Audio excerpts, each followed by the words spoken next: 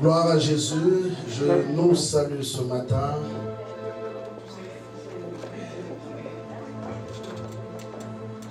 Le Seigneur est bon. Alléluia. Dieu est présent au milieu de son peuple. Ce n'est pas parce qu'on lui dit qu'il est là. Il est là parce qu'il est là. Amen, amen, amen. Alors ce matin, tu vas juste préparer ton cœur à une nouvelle mouvance de sa part. Tu vas prendre ta Bible. Nous allons lire deux passages qui vont nous introduire dans la suite de notre message, qui est Dieu, l'entrepreneuriat et la mission. Aujourd'hui, c'est notre troisième dimanche. Tu vas prendre ta Bible, nous sommes dans le livre de Genèse, chapitre 1, verset 28. Genèse 1, verset 28. Et le deuxième passage que nous allons lire, qui sont en fait nos passages de base ce matin, c'est Psaume 115, verset 16. Mais nous commençons avec Genèse 1, 28. La Bible dit ceci. On peut se tenir debout pour le respect de la parole. La Bible dit ceci. Dieu le bénit et Dieu leur dit: soyez féconds, multipliez, remplissez la terre et la sujettissez, et dominez sur le poisson de la mer, sur les oiseaux du ciel et sur tout animal qui se meut sur la terre. Je répète, Dieu le bénit et Dieu leur dit. Il le bénit et il leur a dit. Nous allons dans Psaume 115, verset 16.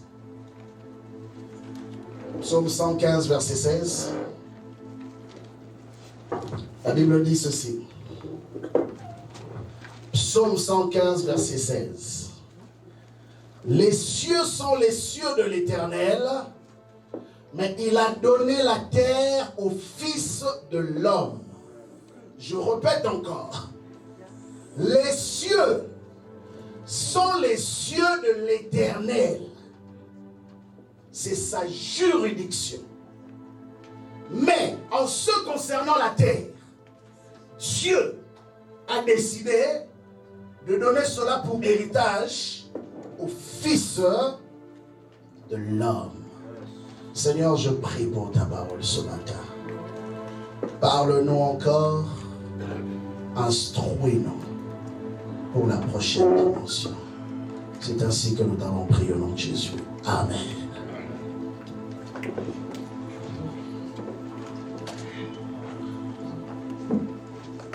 Deux passages clés pour ce matin dans la suite de notre message.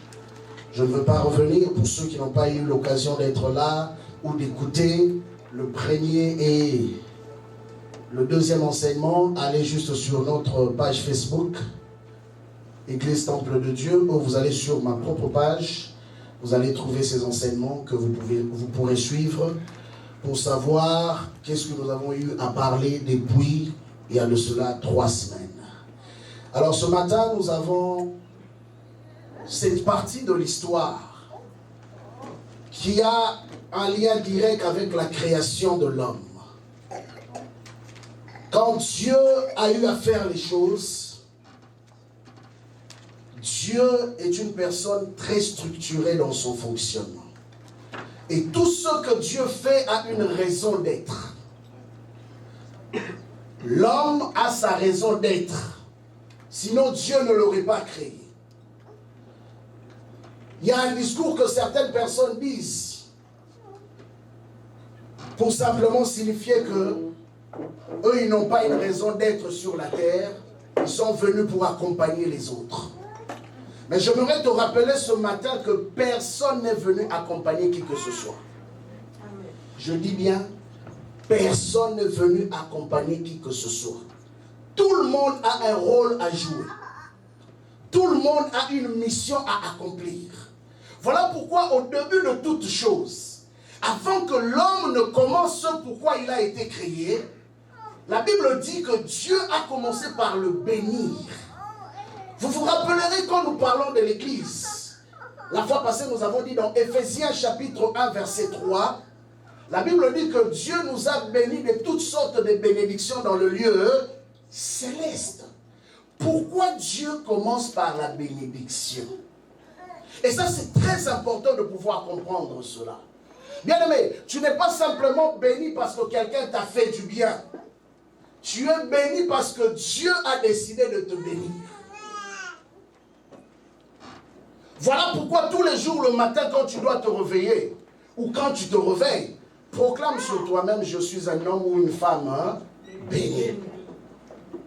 Tu n'es pas béni parce qu'on t'a donné de l'argent. Tu n'es pas béni parce qu'on t'a donné une promotion. Tu n'es pas béni parce que. Tu es béni parce que Dieu a décidé de te bénir. Dieu ne peut pas utiliser quelque chose qui n'est pas béni. Amen. Dieu ne peut pas utiliser un homme qui n'est pas béni. Parce qu'un homme qui n'est pas béni, ça veut dire que tout ce qu'il touche, c'est détruit.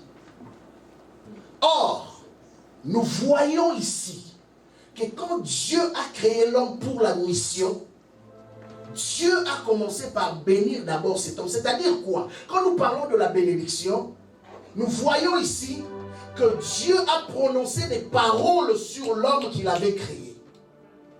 Bien-aimé, il n'y a pas plus grande chose que tu puisses recevoir dans ton existence si ce n'est les paroles de bénédiction. Certains pensent que le plus grand héritage qu'on peut leur laisser, c'est l'argent. Il y a des enfants qui se battent, qui s'entretuent pour l'héritage de leurs parents. Mais j'aimerais te dire une chose. Le plus grand héritage n'est pas ce que les parents laissent physiquement. Le plus grand héritage, c'est ce que les parents laissent en prononçant des paroles sur ta vie. Voilà pourquoi vous pouvez voir Jacob et Ésaü se battre simplement pour chercher à ce que le papa parle. Ces hommes avaient compris le principe de la bénédiction. Ils se sont battus simplement pour que le papa parle. Isaac n'a pas donné une richesse à Jacob. Mais les paroles que Isaac avait données à Jacob étaient plus importantes que toutes les richesses qu'il pouvait lui donner sur la terre. Voilà pourquoi la Bible dit, Dieu a béni l'homme. Et Dieu a prononcé une parole en lui disant ceci: soyez féconds, multipliez-vous, remplissez la terre, assujettissez-la et dominez sur tous les poissons de la mer, les oiseaux du ciel et tout animal qui se meurt. Tout ce qui existe, je t'en donne l'ordre de dominer sur cela. Cela veut dire quoi? Quand nous lisons ce texte, nous verrons que Dieu parle à l'impératif. Ça veut dire que quelque part, ce n'est pas un choix. Être fécond, ce n'est pas un choix. Être dominé, ce n'est pas un choix. Se multiplier, ce n'est pas un choix, c'est un ordre. La seule façon pour toi de savoir si Dieu est avec toi, c'est quand tu vois que ce que tu fais est en train d'évoluer. Amen. Amen. Quand tu vois que ce que tu es en train de faire est en train d'évoluer, ça veut dire que la main de Dieu est sur toi. Parce que Dieu ne peut pas être à un endroit qui n'évolue pas. Ah oui. La preuve, nous existons pour grandir, non? Est-ce que quelqu'un ici me dira que moi je vais rentrer dans le ventre de ma mère et devenir bébé? Il n'y en a pas. Chaque année nous fêtons nos anniversaires. Quelqu'un même dira, à chaque année que nous fêtons, nous nous rapprochons de la mort. Et c'est vrai. Nous vieillissons. Et chaque année, nous nous rapprochons de la mort. Mais la grande question n'est pas simplement le fait de se rapprocher de la mort. Mais la grande question est de savoir, pendant que nous nous rapprochons de la mort, en quoi sommes-nous utiles dans le quotidien de nos vies? Parce que chacun sera redevable, non pas devant les hommes, mais devant celui qui l'a créé. Amen, amen. Dieu te posera une seule question. Qu'as-tu fait de tout ce que j'ai eu à te donner?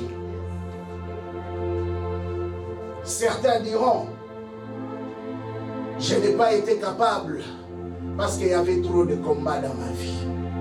D'autres diront, je n'ai pas été capable parce que j'ai connu trop de tragédies. Certains encore diront, je n'ai pas été capable parce que j'ai connu le tribalisme, j'ai connu le racisme, j'ai connu le rejet, j'ai connu tout ce que tu peux me citer comme argument. Mais bien aimé, sachez-le, le jour où Dieu parlait à l'homme, Dieu savait que Satan était présent sur la terre. Je répète. Quand Dieu a créé l'homme, et quand Dieu a béni l'homme, en lui donnant la mission de changer la réalité de la terre, Satan était déjà présent sur la terre. Mais ici, Dieu n'a même pas tenu compte de la présence de Satan.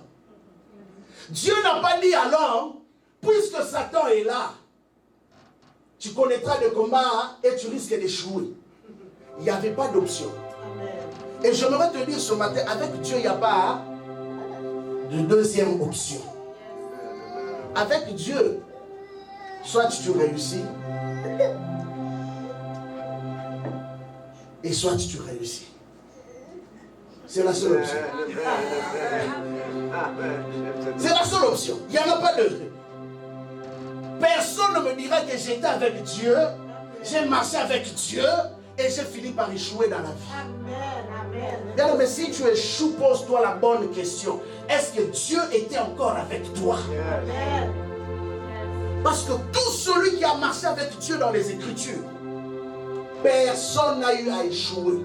Ils ont eu à connaître des combats, comme toi et moi en connaissant. Ils ont eu à connaître tout ce que les hommes connaissent aujourd'hui. Salomon même est allé plus loin. Il a dit, il n'y a rien de nouveau sous le soleil. Cela veut dire quoi? Les choses que toi tu vis aujourd'hui, regarde bien dans l'histoire, tu trouveras qu'il y a eu quelqu'un qui a vécu la même chose que toi. Un jour tu rencontreras quelqu'un, peut-être qui a vécu pire que toi. Mais à la seule différence, pourquoi cet homme a réussi? Une fois j'ai lu l'histoire d'Abraham Lincoln, ce qui m'a surpris, cet homme a vécu toute une vie de tragédie. Depuis sa naissance, il a grandi dans une famille compliquée, dysfonctionnelle, pauvre, tout ce que vous pouvez citer comme histoire de malheur. Plusieurs fois, il a échoué aux élections. Ça ne marchait pas pour lui. Mais ce que j'ai aimé dans l'histoire d'Abraham Lincoln, c'est sa détermination de réussir. Et je me suis posé la question, comment cet homme pouvait avoir un mental aussi fort, malgré tout ce qui pouvait arriver comme tragédie dans sa vie? Bien, mais au lieu de s'enfermer, de commencer à pleurer, Abraham Lincoln, quand il échouait, il réessayait encore. Il se relevait et il réessayait encore. Et aujourd'hui, bien aimé, quand vous parlez des États-Unis, l'un des présidents les plus cités, le plus respecté dans l'histoire, c'est Abraham Lincoln. C'est pourquoi j'ai dit au début, bien aimé, il n'y a pas des gens qui sont parachutés dans la vie. Tous ceux qui arrivent au sommet sont passés par un chemin. Peut-être le chemin par lequel ils sont passés, toi tu ne l'as pas vu. David dit, quand je marche dans la vallée de l'ombre de la mort, David a fait face à la vallée de l'ombre de la mort. Je ne connais pas ta vallée de l'ombre de la mort. Je ne connais pas la situation présente que tu es en train de vivre. Mais je peux te dire que cela ressemble à la vallée de l'ombre de la mort de David. Mais malgré cela, David a dit une phrase importante. Il a dit, je ne crains aucun mal. Pourquoi? J'ai une garantie, je sais que tu es. avec moi. Amen. Est-ce que tu crois que Dieu est avec toi? Amen. Il dit, je sais que tu es avec moi. Bien aimé, il vivait des turbulences. Il vivait des moments difficiles. Mais David n'a jamais baissé les bras. Même quand il pleurait, il finissait par se relever et continuer son chemin. Quelqu'un a dit, ne permets jamais au diable de voir ta faiblesse. Ne permets jamais. Si tu vas pleurer, pleure dans la présence de Dieu. Mais quand tu sors devant, proclame la victoire. La Bible dit, Dieu bénit l'homme. Et Dieu dit, soyez féconds. Cela veut dire quoi? Quand on dit soyez féconds, Dieu fait allusion à une chose importante. Il fait allusion à la capacité de se reproduire. Vous savez qu'en tout homme, on a la capacité de se reproduire. La fécondité n'est pas la reproduction, mais c'est le potentiel qui emmène la reproduction. Et quand Dieu a créé l'homme, il a donné à l'homme cette possibilité. Il a donné à l'homme ce potentiel de pouvoir se reproduire. Et vous allez voir depuis Genèse jusqu'à Apocalypse, tout est question de la production. Et quand Jésus donne l'exemple des talents, Jésus nous dit, ceux qui avaient produit, on leur a donné encore d'autres choses. Et ceux qui n'avaient pas produit, on a ôté même le peu qu'ils avaient. Mais écoutez, j'aime cette phrase quand il dit, à celui qui a, on en donnera encore plus. Mais à celui qui n'a pas, on ôtera même le peu qu'il a. Bon, alors je me suis posé la question. Lui-même Dieu est conscient que celui-là n'a pas. Hein? Non. La conscience, au fait, cette phrase, c'est une phrase piégée. Pour dire ceci, quand Dieu dit à celui qui n'a pas, au fait, Dieu ne parle pas de lui. Dieu parle du langage que l'homme a eu à prononcer par rapport à lui. Parce que toi, si tu ne crois que tu n'as pas, alors Dieu dit, ok, comme tu crois que tu n'as pas, ou parce que tu ne vois pas que tu as quelque chose, alors le peu que je t'avais donné là, que toi tu ne voyais pas, je vais l'ôter.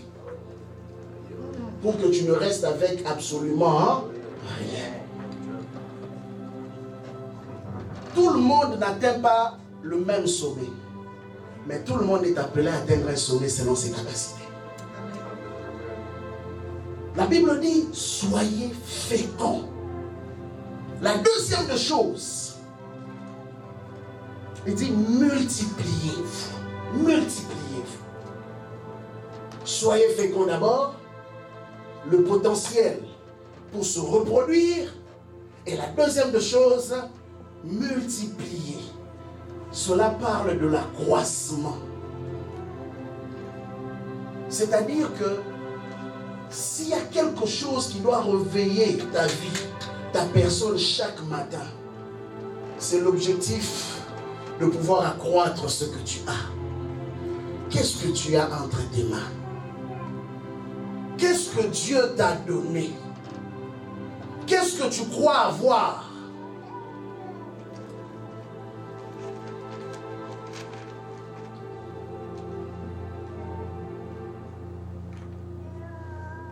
Il y a un langage courant qui dit, certains sont tués parce qu'ils se retrouvent au mauvais endroit, au mauvais moment. Pour ceux qui ont suivi les infos, ce week-end, on a encore eu des tragédies dans la ville de Montréal. Des hommes qui ont été tués comme ça, à bout portant, par des gangs de rue. Alors, selon le rapport de la police, on dit que c'était des gens qui se sont retrouvés au mauvais endroit, au mauvais moment. Cela veut dire quoi? Un homme peut créer son propre suicide s'il se retrouve en train de faire ce pourquoi il n'a pas été appelé à faire. Je répète. Tu peux créer, au fait, ton propre suicide. Si tu te retrouves à faire ce pourquoi tu n'as pas été appelé à faire. Et tu as fait de cela comme étant le travail de ta vie. Vous savez, quand est-ce qu'on est malheureux? La plupart des gens sont malheureux. Non pas parce qu'ils ont commis des choses, des péchés ou je ne sais quoi d'autre que vous pouvez citer. Beaucoup de gens sont malheureux parce qu'ils n'exploitent pas le plein potentiel de ce que Dieu leur a donné. Et ils se plaignent jour et nuit, se posant la question, qu'est-ce qui se passe dans ma vie? Bien aimé, s'il y a encore aujourd'hui des hommes comme Abraham Lincoln, s'il y a encore des hommes aujourd'hui comme David, s'il y a encore des hommes comme Abraham, s'il y a encore des hommes comme tous ces apôtres de la Bible que nous citons ou ces prophètes, malgré les oppressions, malgré les combats de la vie, ces hommes ont dit non, on n'arrêtera pas notre course. S'il y a un conseil que je peux te donner ce matin, ne permets à aucune réalité, ne permets à aucune situation, ne permets à personne d'arrêter ta course. Amen, amen, amen, amen. Beaucoup se sont arrêtés parce que ils pensaient que telle chose est la finalité. Souvent, je donne ça comme exemple. Ça arrive pratiquement à tout le monde. Quand tu vois un habit, je ne sais quoi, une belle voiture, un habit que tu aimes, souvent quand tu te dis, tu te bats, tu dis, ah, il faut à tout prix que j'achète cela. Mais je ne sais pas si ça m'arrive seulement à moi. Mais il arrive que des fois, quand tu as la chose pour laquelle tu t'es battu, tu réalises que ça n'arrive pas à satisfaire ton cœur. N'est-ce pas? C'est simplement pour dire que la pleine satisfaction ne vient pas parce que tu as acheté un habit, parce que tu as acheté une maison, parce que tu t'es marié, parce que je ne sais quoi d'autre que tu as eu à faire. La pleine satisfaction, c'est lorsque tu accomplis pleinement la volonté de celui qui t'a créé. Amen. Voilà pourquoi Jésus pouvait dire, ma nourriture. Bien aimé, il y a une seule chose qui satisfait l'homme, n'importe qui, c'est la nourriture. Et je me rappelle d'un homme qui aimait tellement la nourriture. Ah, vous allez vous étonner, cet homme-là, c'est qui? Il a dit, quand je vais manger et que mon âme va être dans la joie, alors je te bénirai. Ah, donc pour que moi je sois béni, toi tu dois d'abord manger. C'est pour nous dire combien la bouffe occupe une place importante. Alors, quand cet homme a mangé, il a commencé à prononcer des paroles sans même réaliser que celui sur qui il parlait là, ce n'était pas la bonne personne. Combien la bouffe peut troubler quelqu'un? Même Dieu aime la bouffe. Exode chapitre 24. Ce n'est pas mon passage, mais je veux quand même brosser cela. La Bible dit qu'à un moment donné, Moïse et les sacrificateurs étaient convoqués. Aaron et les anciens étaient convoqués dans la présence de Dieu. Mais la Bible dit que quand ils arrivent au milieu de la montagne, ils virent les pieds de Dieu. Et qu'est-ce qui s'est passé? Ils se sont assis. Ils ont fait quoi? Hein? Ils ont mangé. Ok, je vais continuer. Apocalypse dit quoi? Chapitre 3. Hein? Verset 21. Ça dit quoi? Si quelqu'un entend ma voix, ouvre, hein? Il frappe. Dieu fera quoi? Hein? Pourquoi il n'a pas dit je parlerai?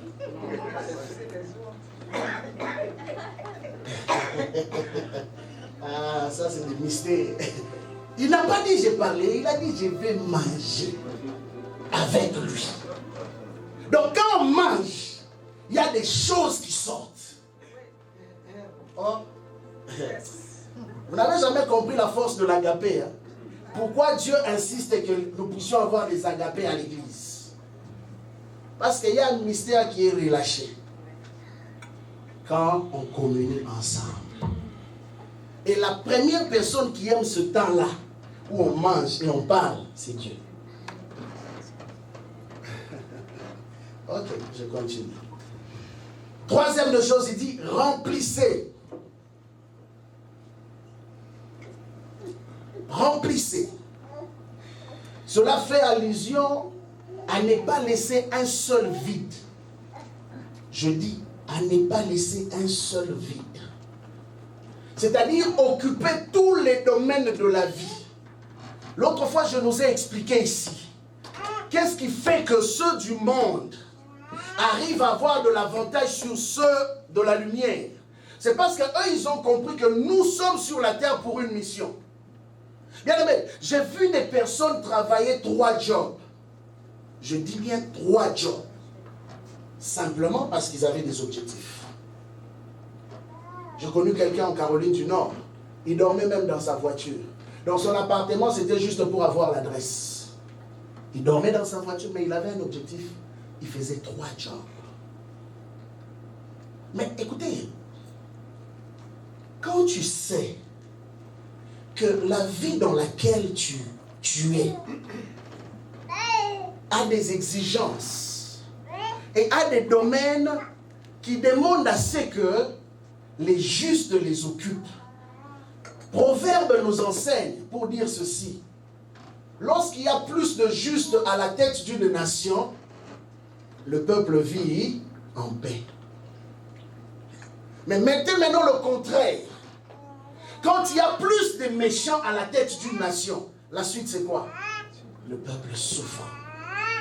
Vous savez, tous les domaines que toi et moi, disons que non, ça ce n'est pas pour les chrétiens.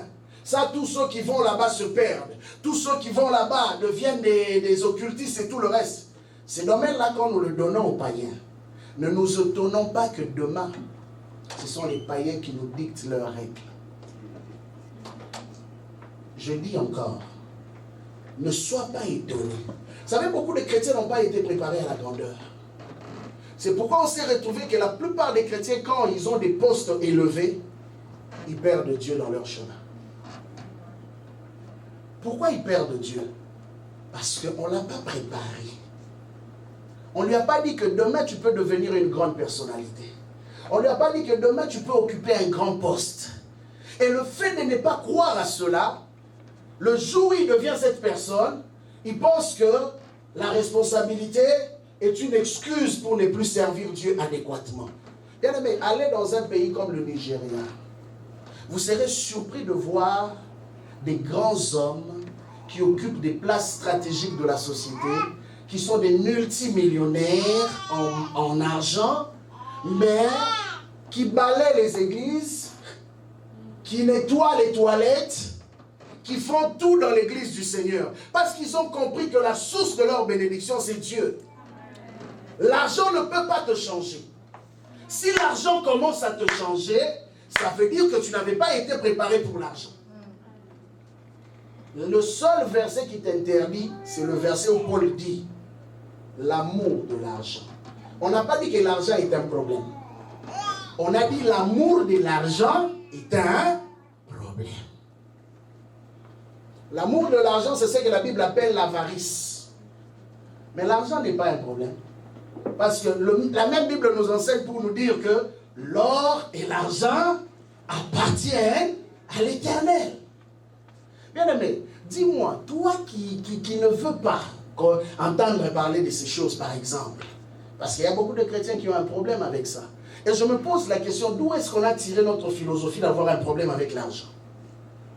Mais ce sont ces mêmes personnes qui pleurent, ayant des factures impayées, ayant des loyers impayés. Imaginez-vous, bien aimé, aujourd'hui on peut se retrouver ici, le propriétaire vend l'immeuble.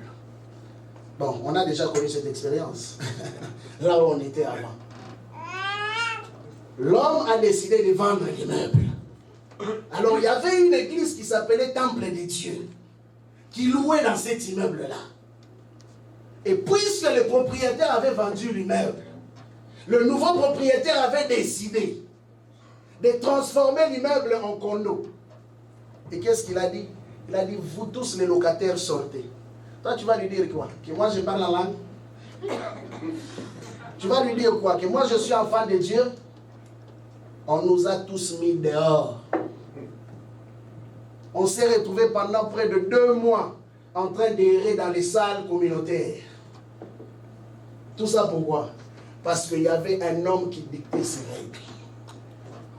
Mais bien aimé, j'ai lu les Écritures. En tout cas, moi, je suis de ceux qui croient à ces choses. J'ai lu les Écritures et je me suis rendu compte pourquoi l'Église primitive était une influence. Vous savez quoi? L'Église primitive n'était pas juste une influence spirituelle. Elle était une église, une influence financière, économique et sociale. Dans cette église, on retrouvait les hommes de tout genre. Et la Bible dit que il y avait tellement de l'abondance, à telle enceinte qu'il n'y avait plus d'indigents. Vous savez, celui qu'on appelle indigent, c'est qui? C'est le pauvre. Et ce qui m'a surpris encore, c'est quand Luc écrit en disant que tout ce qu'on emmenait dans le temple, on le mettait aux pieds des apôtres et qui distribuait à chacun selon ses besoins. Frère, tu vas me dire que moi j'ai des dettes de 50 000 $, n'est-ce pas? Un exemple. Oh, j'ai une dette de 50 000 $. Imagine-toi maintenant que tu viens dans l'église temple de Dieu. On te dit, tu as une dette de 50 000 $. On te fait un chèque. On te dit, va payer tes dettes. Si tu ne sers pas Dieu, tu es un démon. Non, mais je vous dis, vous savez pourquoi? Quand j'étais à New York, j'ai vu, c'est là que j'ai connu la force des Mormons. Nous, on venait d'arriver, des nouveaux venus. On a habité avec un oncle. Alors cet oncle-là était, bon, je peux dire, il avait un peu utilisé une ruse. Une fausse conversion parce qu'il avait des intérêts. On lui avait appris que quand tu deviens mormon, en tout cas, tous tes besoins sont comblés. Non, mais c'est vrai. On a vécu ça. Le gars est entré, on l'a baptisé. Il est même entré dans les eaux des mormons. On l'a baptisé et il leur a exposé sa liste des besoins. Vous savez qu'on lui a tout donné, plus un ordinateur. Après, il a dit non, lui ne veut plus être mormon. Moi, j'ai dit, mais ils t'ont déjà ensorcelé. Parce que tu es entré dans leurs eaux. Ils t'ont déjà ensorcelé. Tu as pris leur argent. C'est juste alors on ne blague pas avec ça. C'est la suite qui compte. Mais c'est juste pour montrer la force que ces hommes ont. Aujourd'hui, ils ont une parole à donner dans le système américain. Parce qu'ils ont des moyens. L'église évangélique aux États-Unis est une influence. Je me rappelle d'une église où les fidèles travaillaient comme en Amérique le week-end. Tellement que c'était une église influente et puissante, le pasteur a dû faire une demande spéciale pour dire que le week-end, il ne faudrait pas que mes fidèles travaillent parce qu'on a besoin d'eux à l'église. Bien aimé, toi tu pries, tu cries, il y a des gens qui font des lettres. Oui, c'est pas de la blague ce que je vous dis. Il a écrit et on leur a accordé cela. Donc tous ces fidèles dimanche, ils sont à l'église pour prier. Pourquoi? Parce qu'ils savent que c'est un homme qu'ils ne peuvent pas perdre. Ils sont devenus une influence. Et dans la ville, dans le système, on voit les effets de ce qu'une église est capable de produire. Bien aimé, comprenez que quand Dieu a parlé, Dieu avait la vision de l'homme. Dieu voyait l'homme étant un dominateur de la terre. Voilà pourquoi il dit, multipliez, occupez les domaines, tous les domaines de la vie, de la société. Et il ne s'arrête pas là. Il dit, assujettissez. Non seulement occuper les domaines, mais assujettissez. C'est-à-dire, soumettre. Bien aimé, il faut que quand tu es quelque part, que l'on sache qu'un enfant de Dieu est réellement là. Amen. Il faut que le monde le sache. La Bible dit que quand Abimelech, j'aime ce passage, Abimelech a su que Isaac était un prophète, il l'a chassé. Et vous savez qu'est-ce qu'il lui a dit? Tu es devenu trop puissant, tu es plus puissant que nous. Mais c'était lui le roi. Avez-vous vu dans quelle nation où la population, où quelqu'un du peuple devient plus puissant que le roi? Parce que tout ce qui est dans le domaine du royaume appartient au roi. Mais Isaac, un étranger, vient dans une nation qui n'est pas la sienne. Et le roi reconnaît que cet homme est devenu plus puissant que nous. Non, bien aimé, ce n'était pas simplement à cause des richesses. C'était à cause de ce qu'il voyait spirituellement dans la vie de cet homme. Il a dit non. Toi, il faut que tu partes. Parce que sinon, tu risques de devenir le prochain roi. La raison pourquoi on a tué Jésus, vous savez, c'était pourquoi? Parce que les gens avaient peur. Hérode avait peur. Tout le monde avait peur. Pensait que c'était lui le prochain roi. La raison pourquoi on a détruit l'église. On n'a pas détruit l'église. On a attaqué l'église, on a martyrisé l'église. C'était aussi parce que l'église était une institution puissante et influente. La Bible dit, à un moment donné, quand on détruit l'église, un homme a dit, ce sont des gens qui ont mis le monde sens dessous. Comprenez-vous ça? Donc, qui ont renversé le fonctionnement des choses. Mais ces hommes, la plupart, n'avaient pas ce que nous avons aujourd'hui. Élie était un homme qui se promenait juste avec un bâton. Un bâton. Mais un homme qui faisait craindre même le roi. Le roi avait peur de lui. Même l'armée avait peur de lui. Et vous savez quoi?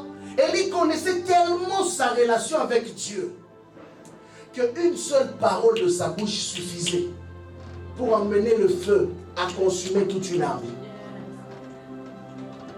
Bien aimé, une histoire qui m'étonne dans la vie de cet homme, c'est qu'il a tué prophètes. Il a tué 850 prophètes, des faux prophètes. Mais comment il a fait? La Bible dit qu'il les a pris un par un, il les a égorgés. Prophètes. Bon, maintenant je me pose la question, les 850 là, ne pouvaient pas se mettre ensemble pour les taper? Lui seul. Il n'a pas été aidé. La Bible dit que c'est lui qui les a tous tués. Mais c'est parce qu'il avait une autorité que personne devant lui ne pouvait résister. Jésus dit, j'étais avec vous tous les jours, mais personne ne pouvait mettre la main sur moi. Bien aimé, des fois quand on te touche trop, pose-toi la question, qu'est-ce que tu as touché vraiment? Toi on t'attaque seulement, et les attaques là ça marche. Ça marche seulement. Ah! La Bible dit, ils viendront par un chemin, mais retourneront par 7. Chaque fois qu'on t'attaque, même dans ton sommeil, tu es toujours perdant. Tu te réveilles après avoir perdu.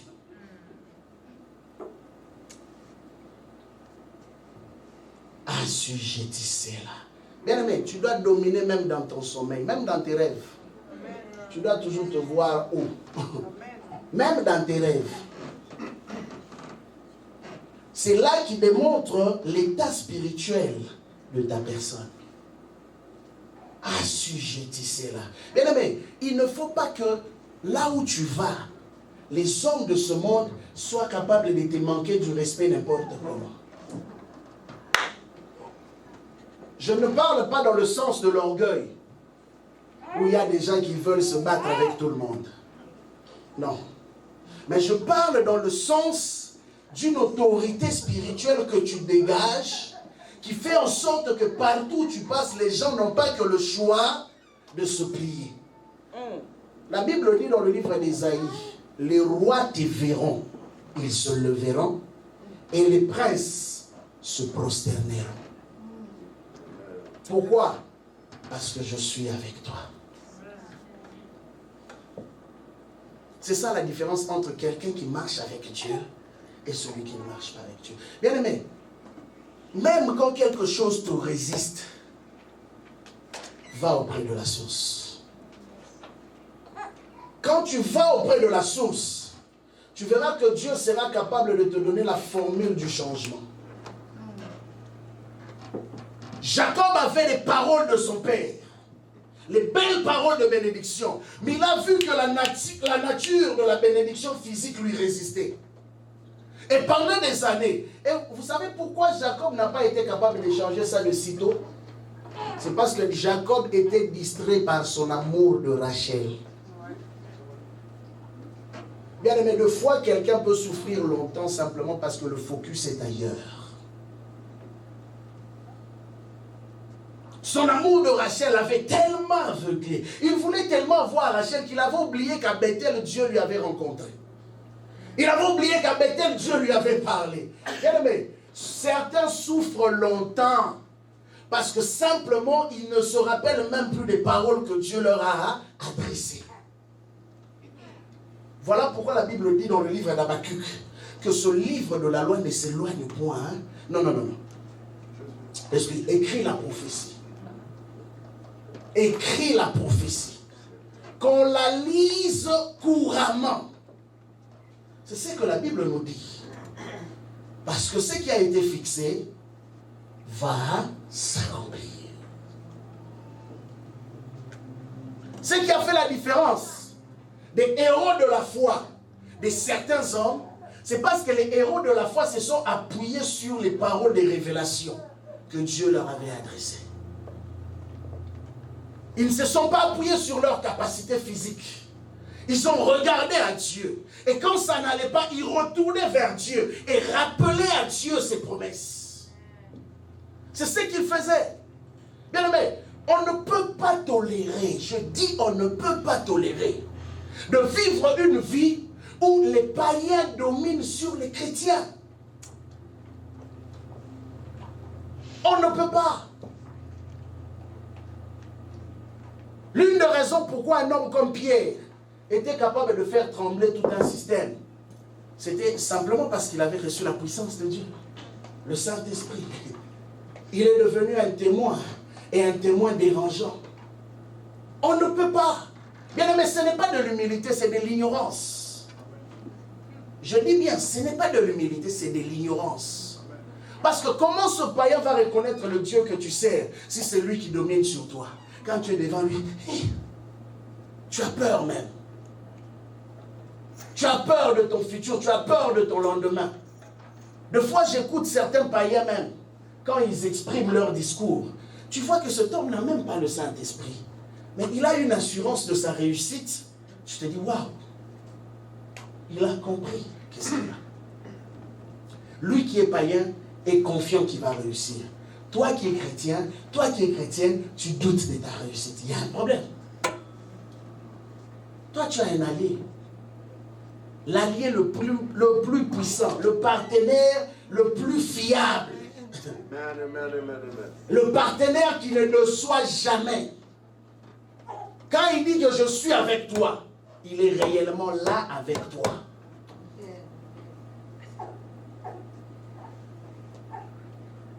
La cinquième de chose, il dit dominer. Dieu choisit bien ses mots, il choisit bien ses termes, il choisit bien ses verbes. Il dit dominer.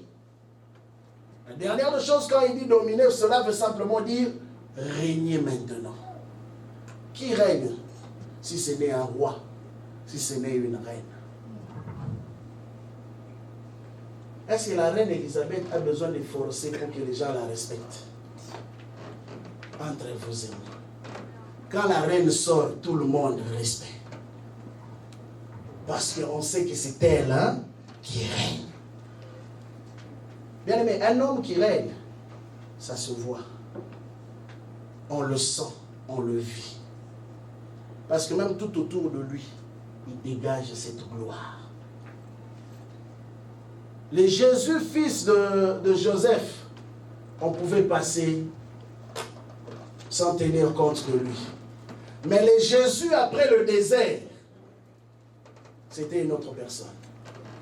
La Bible dit que quand il est revenu des 40 jours de jeûne et de prière, quelque chose s'est passé. Il a été revêtu de la puissance du Saint-Esprit. Et la Bible dit, ceux du peuple qui étaient dans le ténèbre ont vu une lumière apparaître. Et je me suis posé la question, est-ce que le soleil avait brillé? Quand la Bible dit que ceux du peuple qui étaient dans le ténèbre ont vu une lumière apparaître, mais vous savez, quand tu portes la gloire est comme un manteau. Et ceux qui voient très bien ta gloire, c'est ceux qui te regardent. Parce que toi-même, tu ne sais pas voir ce qui est en toi. C'est ceux qui te regardent, qui constatent, qui remarquent que toi, tu as quelque chose que nous n'avons pas. Quand Moïse est revenu de 40 jours de jeûne et de prière, la Bible dit que son visage brillait comme le soleil, mais lui-même ne le savait pas. C'est les autres qui lui ont fait remarquer que ton visage est en train de briller. Et au finish, qu'est-ce qu'il a fait? Il a mis un voile. Pourquoi? Celui qui reste trop dans la présence de Dieu finit par ressembler à Dieu. Amen. Bien aimé, si le peuple de Dieu comprend aujourd'hui, l'une des raisons pourquoi nous avons dit au départ de tout cet enseignement, c'est d'abord Dieu. Yes. Tu veux faire ce que tu veux faire, je t'encourage à le faire. Mais quand Dieu occupe d'abord la place primaire, le reste devient possible. Et quand tu le fais, tu ne le feras pas de la manière dont tout le monde le fait. Tu le feras d'une manière différente. Et les gens sentiront que non, ça là, jamais on a vu homme faire ce que tu fais. Amen. Jamais on a vu homme parler comme tu parles. Jamais on a vu homme accomplir ce que tu accomplis. Bien aimé, avec Dieu, tout est possible. Il t'a donné la terre, il a dit le ciel est le ciel de l'Éternel. Donc en d'autres termes, sa juridiction à lui, c'est le ciel. Lui, il règne au ciel. Mais il a décidé de te donner la terre. Vous savez pourquoi il t'a donné la terre? Il est Dieu. Il peut régner partout où il veut. Mais il a dit la terre, je te la donne. C'est ton domaine. Mais quelque part, il parle au diable. Il dit au diable, tu mangeras la poussière de la terre. Alors là, tu as un problème. La terre qu'on t'a donnée est une nourriture pour quelqu'un d'autre.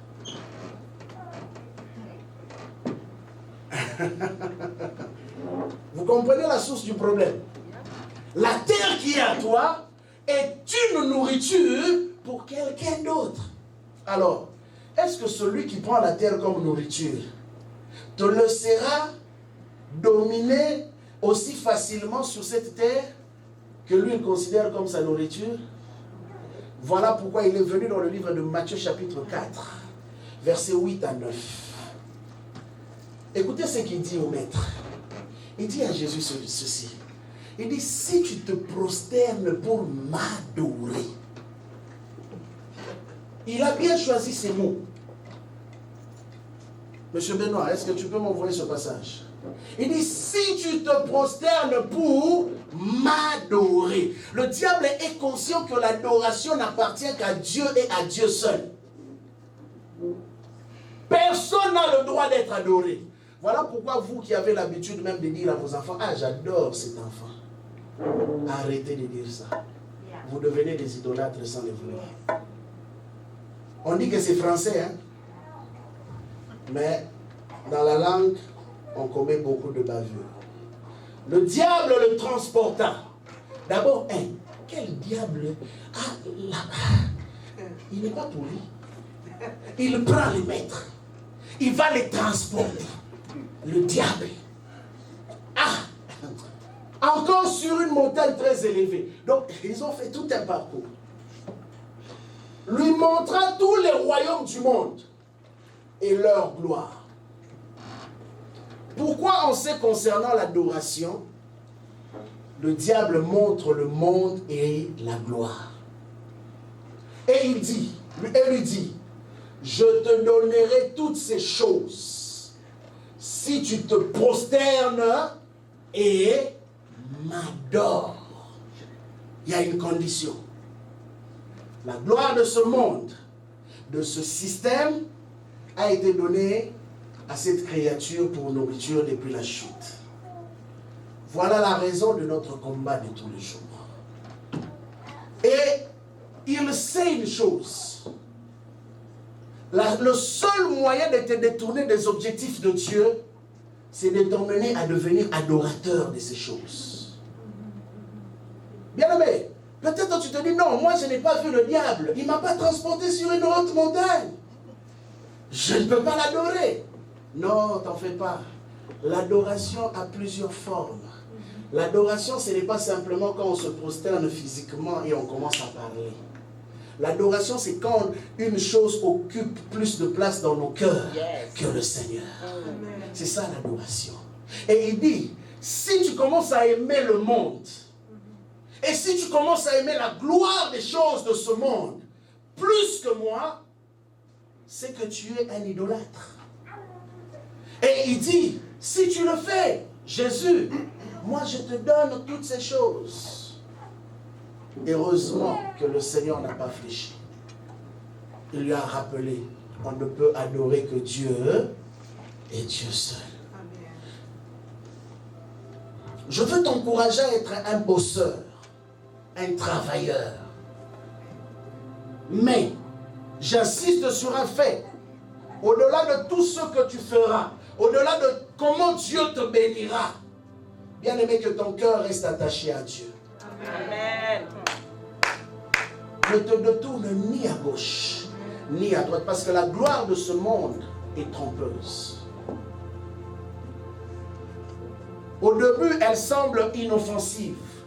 Bien, mais combien de personnes que Dieu a eu à bénir dans tel ou tel autre domaine, qui ont oublié Dieu, qui n'ont plus le temps pour le Seigneur, qui n'ont plus le temps pour l'Église. Pour eux, l'Église est devenue quelque chose de dérisoire. Ils n'ont plus de respect pour les serviteurs de Dieu. Parce qu'ils pensent qu'eux sont arrivés. La Bible dit l'élévation vient de Dieu. C'est Dieu qui élève. Quand Dieu te lève, reste avec Dieu. N'oublie jamais celui qui t'a élevé. Travaille pour réussir dans ce que tu es appelé à faire. Fais tout pour être le meilleur. Je dis fais tout pour être le meilleur. Ça, c'est un devoir personnel. Non pas en comparaison avec qui que ce soit, mais par rapport à ta mission, tu te dis, Seigneur, je veux donner le 100%. Si tu es docteur, sois le meilleur. Si tu es avocat, si tu es chantre, si tu es pasteur, si tu es, je ne sais, ingénieur, si tu es dans le business, fais tout pour être le meilleur.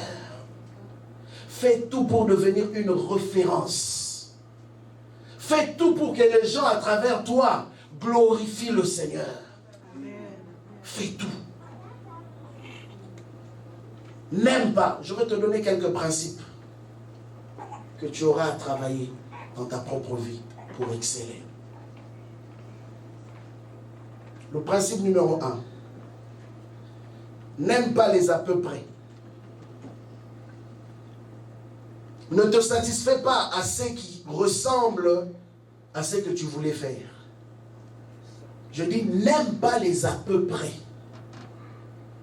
Il y en a qui sont contents parce qu'ils ont réalisé quelque chose, mais est-ce que tu as réalisé ce que tu voulais? Est-ce que tu as atteint ta vision? Est-ce que tu as atteint le maximum de ton potentiel? Ne te satisfais pas à ce qui ressemble à ce que tu voulais faire. Je veux dire quoi par là? Il y a des choses qui semblent être bonnes, mais qui ne sont pas meilleures.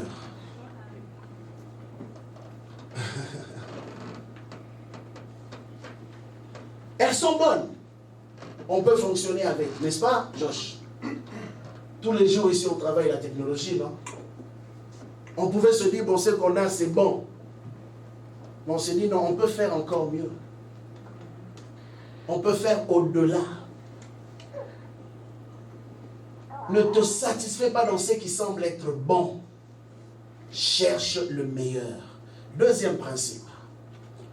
Sois exigeant avec toi-même.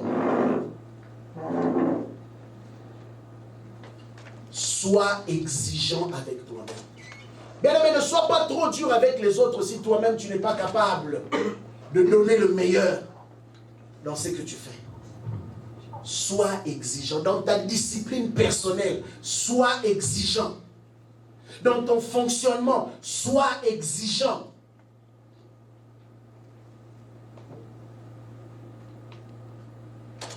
Troisième principe. Nul ne peut être arrêté s'il ne s'arrête pas lui-même. Je dis et je redis encore. Nul ne peut être arrêté s'il ne s'arrête lui-même. Bien aimé, la plupart des gens qui n'ont pas été capables de réaliser certaines choses, ce n'est pas simplement parce qu'on les a arrêtés. C'est parce qu'eux-mêmes ont décidé d'arrêter parce qu'ils étaient fatigués d'avoir des coups. Et je crois, ce principe qu'on nous dit souvent, ce qui ne te tue pas te rend encore plus fort. C'est un principe qui est réel. N'importe quel coup de la vie, n'importe quelle déception de la vie, bien aimé, j'aimerais te dire que si tu vis encore, tu peux faire encore mieux. Si tu vis, tu peux encore réaliser le but pour lequel tu as été créé. Alors ne t'arrête pas en cours de chemin. Ne dis pas, bon, j'ai encore le temps. On n'a jamais le temps dans la vie. Chaque minute, chaque seconde est importante. Sais-tu qu'il y a des gens par seconde qui réalisent des gains? Par seconde. Pendant que toi, tu attends l'heure. Toi, si tu travailles 30 minutes, tu n'as pas de salaire. Hein? Mais il y en a par seconde qui réalisent des gains. Mais pose-toi la question maintenant, comment ces gens qui sont des humains comme toi sont capables par seconde de réaliser des gains? C'est qu'ils ont eu à faire quelque chose que tu n'as pas eu à faire. Vous savez, celui qui réussit, c'est parce qu'il a fait quelque chose que toi tu n'as pas fait. Un jour, quelqu'un me faisait rire, me dit, mais ces athlètes-là ne foutent rien. Moi, j'ai dit, tu penses qu'ils ne font rien? Ok, toi là, qu'on te donne maintenant de commencer à faire du training aussi intense comme eux le font, 6 mois l'année, une saison, 6 mois l'année où ils peuvent se blesser, se fracturer. Chaque jour, ils doivent courir sur des grands terrains. Qu'on te donne ce travail-là, si tu seras capable de le faire. Ils font rien, mais ils ont beaucoup d'argent. Hein, tu penses? Si c'était si facile comme ça, je ne pense pas qu'on les aurait payés autant de millions. Si celui qui fixe leur salaire à ce prix le fait, c'est parce qu'ils réalisent que le travail qu'ils font n'est pas facile. Il n'y a pas de saut métier comme on dit. Hein? Il n'y a que des sauts de gens. Il n'y a pas de saut métier. N'importe quel travail peut rapporter. Le plus important, c'est de savoir dans quoi tu es appelé à fonctionner. Le succès dépend de toi. Dieu a déjà parlé. Dieu a déjà ordonné. Il dit, j'ai ordonné à la bénédiction. C'est Dieu. J'ai ordonné à la bénédiction de te suivre. 5e et dernier principe, il dit, travaille avec ceux qui te défient. Je dis, travaille avec ceux qui te défient.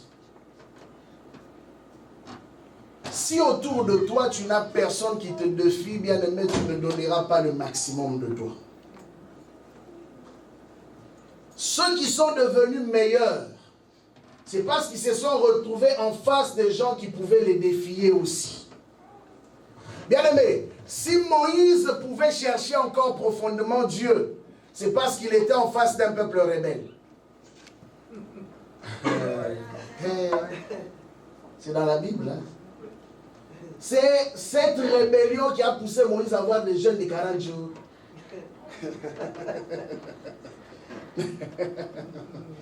Bien aimé, si tu ne rencontres pas l'opposition, tu n'iras pas chercher plus loin. C'est l'opposition qui te poussera à aller creuser, creuser et creuser encore. Les héros ne vivent pas dans le confort.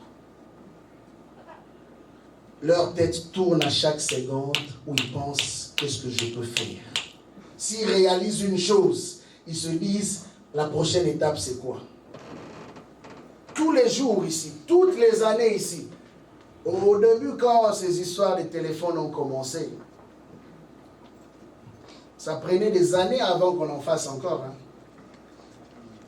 Mais la concurrence a tellement augmenté dans le marché de la télécommunication qu'aujourd'hui, chaque année, on a je ne sais combien de cellulaires qui sortent. On a combien d'appareils, laptops, ordinateurs qui sortent chaque année. Et aujourd'hui, même quand on regarde la compagnie automobile, nous voyons aussi la vitesse à laquelle les voitures sortent. Avant, quand tu achetais une voiture, tu savais que j'en ai au moins pour 15 ans, 20 ans. Aujourd'hui, quand les concessionnaires te disent 5 ans, c'est parce qu'ils savent que dans moins de 5 ans, tu vas perdre la voiture et tu auras besoin de retourner pour changer. Ils le savent. Mais ils créent un lien. Ces liens-là, c'est le paiement mensuel. Un lien qu'on n'aime pas trop. Toi, quand tu regardes, tu dis, ah, bon, c'est juste $200 par mois ou par semaine ou par 2 semaines. Mais calcule fois 5. 5 ans. Calcule d'abord fois 12. Non, je dirais calcule fois 24. Et puis calcule fois 5 ans. Tu vas voir maintenant combien ça te donne. Je me rappelle une fois, j'ai acheté une voiture. On m'a dit $9 000. J'ai dit, ah, c'est bon, c'est un bon prix. Le paiement mensuel est allé. Je me suis retrouvé à payer la même voiture $21 000. C'est un lien. Mais ces gens qui ont conçu cette stratégie-là savaient quand ils le faisaient. Mais c'est juste une parenthèse pour dire que tu dois travailler avec ceux qui te défient. N'aie pas des amis autour de toi qui ne t'emmènent absolument rien. Bien aimé, vous savez, beaucoup de personnes ont échoué, ce n'est pas parce qu'ils n'avaient pas de potentiel. C'est parce qu'ils se sont simplement mal entourés. Beaucoup de gens sont passés à côté des grandes destinées parce qu'ils avaient des mauvaises personnes autour d'eux. Un bon ami, un bon collaborateur, c'est celui qui te pousse à aller plus loin. Dans l'église, associe-toi à un frère, à une soeur qui te pousse à prier, à chercher Dieu, à travailler dur, à réussir. Ne t'associe pas à quelqu'un quand tu viens avec un projet. Tu te dis, est-ce que toi tu penses que tu vas réussir dans ça? Tu n'as pas l'étoffe de cette personne. Bien aimé, est-ce que c'est écrit sur un visage? Souvent, ceux qui ont marqué leur temps, personne ne savait ou ne pensait qu'ils allaient arriver là où ils sont arrivés. Il y a eu peut-être une seule personne dans le secret qui les a encouragés, qui l'a regardé, qui a dit, toi tu es capable. Dis à ton voisin, tu es capable. Tu peux faire mieux que ce que tu as eu à faire. Tu dois croire à cela, bien-aimé. Que nul homme ne t'arrête. David était un homme de même nature que toi. Mais il était roi. En même temps qu'il était roi, il gérait la politique. En même temps qu'il était roi, il était sacrificateur. En même temps qu'il était sacrificateur, il était chantre de l'Éternel. Comment il a pu faire toutes ces choses et le faire bien? Aujourd'hui, la plupart des chansons dans nos églises, ce sont les chansons inspirées par David. Parce que c'est un homme qui avait compris la force de son potentiel et il est allé puiser à la source. Bien-aimé, ne limite pas ce que Dieu peut faire avec toi. Je répète toujours cette phrase. Aussi longtemps que tu vis, il y a encore à espérer. Nous voulons voir une église qui est capable de couvrir tous les domaines de la vie. Une église aujourd'hui, si on peut chercher quelqu'un dans un domaine, l'église a un problème. Nous avons besoin d'une personne dans un domaine, qu'on le trouve dans l'église. Moi, je me sens plus à l'aise à travailler avec ceux qui sont de l'église pour les choses qui concernent l'église. Je crois que Dieu peut nous bénir par n'importe qui. Mais je crois qu'en ce concernant les choses de l'église, il faut travailler avec ceux de l'église. Bien aimé, sinon le tabernacle allait être construit par un païen. Hein? Mais Dieu a pris des hommes au moins qui avaient le Saint-Esprit. Ce païen-là que tu appelles pour construire ta maison, tu ne sais pas ce qu'il va mettre dans ta maison.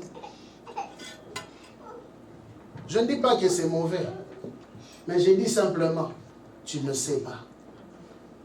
Tu ne sais pas. Il y a des personnes qui se sont fait construire des maisons où des gens ont mis des pièges, se sont retrouvés dans des combats spirituels inattendus. Si Dieu le permet, gloire à Dieu. Mais si on a des chrétiens qui peuvent être des maçons, si on a des chrétiens qui peuvent être des architectes, gloire à Dieu. Amen, amen. On te construit une maison avec une conception angélique. Amen. Avec de l'onction quand on pose les ciments. Donc tu entres là, tu as déjà le goût de prier. Parce que la maison a été construite sous l'onction. C'est ce que nous voulons voir au sein de l'église temple de Dieu. C'est ce que nous voulons voir au sein de l'église corps de Christ. Ton Dieu est capable de le faire avec toi. Est-ce qu'on peut se lever pour prier? Amen. Pardon? Tu as manqué le point 4. Si vous avez manqué, il faut aller écouter la vidéo. Comme ça, ça vous donne le temps de réécouter. Le point 4. Le premier point, c'était n'aime pas les à peu près. Okay? Sois exigeant avec toi-même. Le point 4, c'est travail avec ce qui te défie. Sorry, c'est pas le point 5, c'est le point 4. Mais maintenant, le point 5, c'est quoi? Non, il n'y a pas de point 5. Ah, c'est moi qui ai fait une erreur de langage. Gloire à Dieu. Alors, on va prier. Prie le Seigneur aujourd'hui. Dis le Seigneur, donne-moi l'intelligence que tu as donnée à Bethsalem. Donne-moi l'intelligence que tu as donnée à Salomon. Seigneur, je veux être un bâtisseur. Je veux être une bâtisseuse. Je veux faire les choses au-delà de ce que l'homme peut penser et imaginer. Seigneur, moi mes mains, pour que je fasse encore plus et plus pour ta gloire. Élève ta voix, prie le Seigneur. Moi mes mains, ouvre mon esprit, Seigneur, que je puisse réussir dans le domaine de Dieu. Que ces messages qui viennent nous révéler notre intelligence, Yahweh, que je fasse des choses, Yahweh, dans tous les domaines de la vie, qui arrivent à l'excellence. Yahweh, c'est ce que tu as réservé pour ce monde. Voici.